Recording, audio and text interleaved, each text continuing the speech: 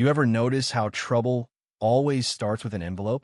Mine showed up on a Tuesday, wedged in my mailbox like it was ashamed of itself. No stamps, no postmark, just a logo Willow Bluffs, HOA practically daring me to roll my eyes. I live out here for a reason, 40 miles from a nearest sign of civilization. If you can call it that, so the fact that this thing had found me already felt like some kind of omen. I took it inside, cracked a cold coffee, and ripped it open over my old kitchen table, the one with burn marks and nicks from 3 generations of stubborn masons. Inside, there's a letter printed on heavy paper, all thick with self-importance. Dear resident, it begins. That's strike 1. You're now included in the Willow Bluffs HOA jurisdiction, effective immediately. Please remit 24 months of back dues, allow compliance inspectors access, and kindly sign the attached voluntary membership acknowledgement. Voluntary? Sure. Like a shotgun wedding with a taxman for a priest. Signed, of course, by Karen Barrow, her name looping across the bottom like she expected it to mean something out here. I laughed, grabbed a red marker, wrote, "Not a member, never will be, get OFF my land," in letters big enough you could read them from a helicopter, and stuck it right back in the mailbox. The sheep didn't care. They still needed feeding. So I went about my chores, told myself it was nothing. But you know how it is, the things you laugh at in the daylight have a way of crawling up your spine at midnight. That night, I kept seeing that envelope, the smug logo, the way it tried to stake a claim. It reminded me of the time some developer tried to snake a road through Roy's back pasture. Always starts with a letter, ends with a headache. Next morning, there's another envelope. This one's got a gold sticker, like it thinks it's royalty. Now its failure to respond within 72 hours may result in administrative action. And there's a color map of my land, shaded blue, labeled annexed buffer parcel. I half laughed, half cursed, and hammered up a sign at my gate: private land, not part of HOA. Trespassers will be shot. Survivors will be shot again. Half a joke, but the kind that keeps honest folks honest. But some people can't take a hint. Saturday dawns foggy and still, wood smoke hanging in the air, me splitting logs and feeling like I'd finally outrun the world. That's when I hear tires. Not gravel, not UPS, but something heavier, meaner. A matte black van slides up to my Gatino plates. No markings, just 3 guys in tactical gear who look like they spend their weekends trying out for bad movie roles. They pile out, boots hitting the dirt like they own the place. The tall one steps forward, reading from a script. By order of the Willow Bluffs HOA, you're in violation. Vacate immediately. You gotta be kidding me. I ask if they're with the sheriff. Nope, just HOA enforcement. I head inside, come back with my Remington. I don't raise it, don't need to. Shotguns speak their own language. This is private land, I say. You've got 10 seconds. I start counting down. At 9, the bravado leaves their eyes. They scramble back to the van, peel out, leave a folder behind like a scared animal dropping its scent. Inside the folder, a fake jurisdiction map, a check from Karen to something called Enforcement Logistics LLC, and a made-up entry notice from some non-existent deputy. I call Sheriff Daltrey, who rolls up in his old Bronco, takes one look at the paperwork, and snorts. Forgery, impersonation, criminal trespass. They're playing outlaw now.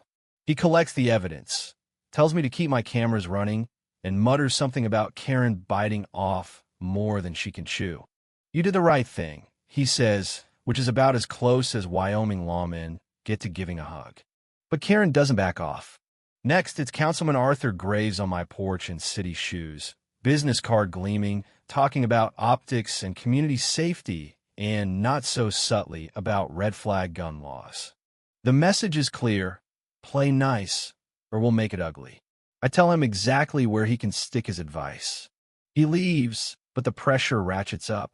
I call Jenna Ellery, my attorney and part-time firebrand. She starts filing complaints, tracing shell companies, connecting dots. Meanwhile, I'm installing more cameras, more lights, and calling a favor from Eli, a retired ranger who never did like bullies.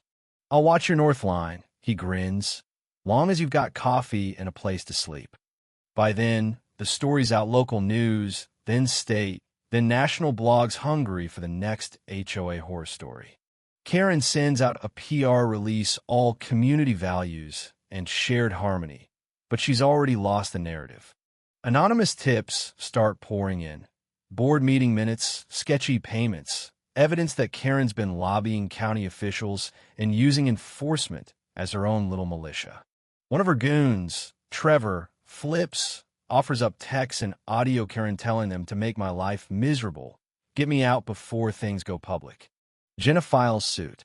Civil, criminal, the works. The court hearing is a spectacle Karen in white, flanked by men in gray suits. Me in jeans and boots, Jenna with a case file thick enough to stop a bullet. She rolls out everything.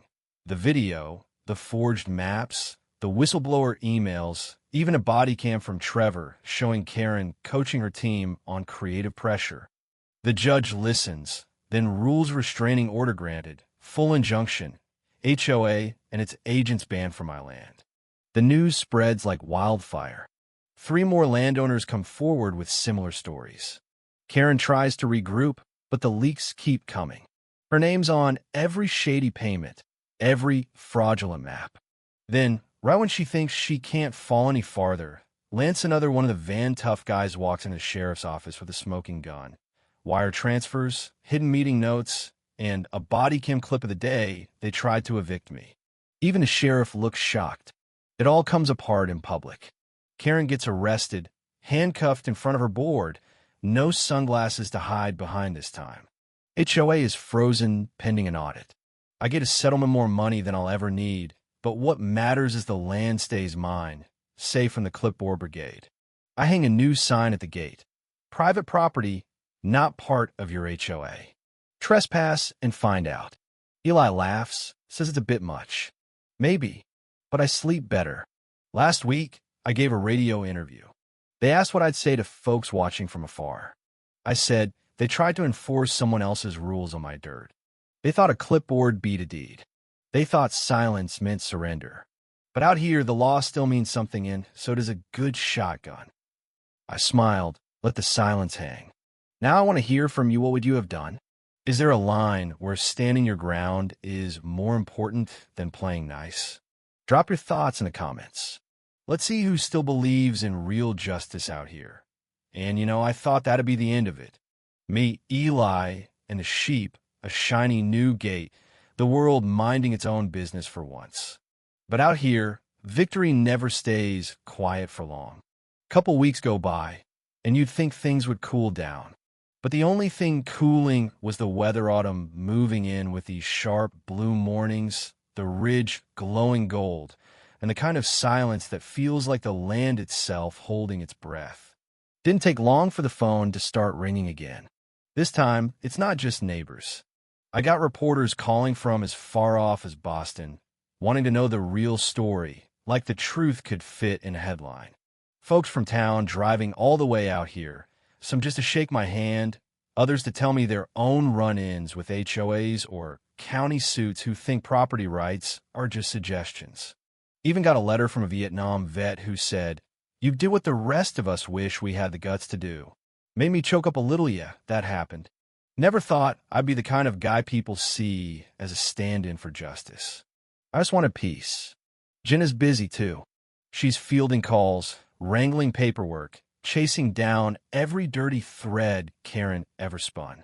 Meanwhile, Karen's nowhere to be seen. She vanished from every HOA board. Her name scrubbed from official websites. But the mess she made doesn't clean up so easy. Turns out, our case cracked something wide open. State investigators start poking into land deals from years back, old families, new developers, those community security funds nobody could ever explain. There's talk of criminal charges for more than just Karen. One county clerk gets fired for looking the other way. Suddenly, people who used to turn up their noses at my cabin are calling me for advice. And then, just as I'm settling into the idea of a quiet winter, the next round of trouble comes up the drive. This time, it's not a black van or a politician in city shoes. It's a skinny teenager in a beat-up Ford, stalling out right by my mailbox. Kid gets out, cap pulled low, clutching a folder.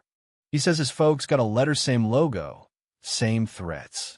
There lands the next on Karen's annexation list. The kid's shaking, but he looks me dead in the eye and says, "They're coming for everyone, aren't they?" And I realize, right there, this was never just about my ridge. It's about every little guy standing in the path of people who think rules don't apply to them. So I call Jenna, I call the news, and I call the sheriff. We organize town meeting, pack house, standing room only. Folks I've never seen before, from ranchers with hands rough as old barnwood to retired teachers who never raised their voices in public, all telling their stories. It turns out half the county's been pushed or threatened, just not everyone fought back. And suddenly, I'm not just the guy with the shotgun and the son am the face of something bigger. It's weird being a symbol like you blink, and your whole life's on display for strangers to pick apart. Eli and I keep watch, but the real battle moves to the courthouse and the county offices now. Jenna starts working with the coalition neighbors, landowners, even a couple sympathetic county officials who admit they've been pressured too. A local historian digs up old land patents, and guess what? Turns out some of these so-called HOA expansions never even got legally filed. A storm of lawsuits starts rolling through. Suddenly, Karen's not the only one sweating. The headlines get wilder. Wyoming landowners unite. County faces reckoning over rogue HOA. My phone buzzes with more tips, more old-timers coming out of the woodwork. One day, a couple from down near Bitter Creek stop by to bring a pie, tell me thanks, then pull out their own deed, yellow with age, asking if I'll take a look. I'm no lawyer, I say, but Jenna stops by, and together we walk them through what's what. Turns out, helping folks feels pretty damn good, even if I never signed up for it. But you want to know the best part? The land itself changes. People start talking again over fences at the feed store, during Sunday coffee at the gas station about rights, and standing up, and how sometimes it just takes one person saying enough. The press starts spinning news stories about community, about people fighting back the right way. And the ones who try to break me, they start looking real small. I still get the occasional weird car on the road, strangers, taking pictures, curiosity seekers. Every so often, I spot a figure at the fence line, maybe just a hiker, maybe someone hoping for a story. Doesn't bother me much now. I've got cameras, I've got Eli, and I've got the whole county watching. The new gate stands strong. So do I. And sometimes, when the sun's going down, I think about that first envelope, how a scrap of paper can start a wearer, maybe something better. I sit out on the porch, sheep grazing quiet, Eli snoring inside, and I watch the sky shift from blue to gold to starry black. I don't know what'll come next, maybe nothing, maybe another storm, maybe this fight gets bigger than anyone imagined. But I know one thing. Out here, silence isn't surrender. It's just the land catching its breath before the next round. So, tell me, have you ever had to stand your ground? Would you have fought or walked away? Where's your line? I want to hear your stories. Drop a comment, share what justice means to you, and maybe, just maybe, we'll all remind the world why some places and some people are worth fighting for.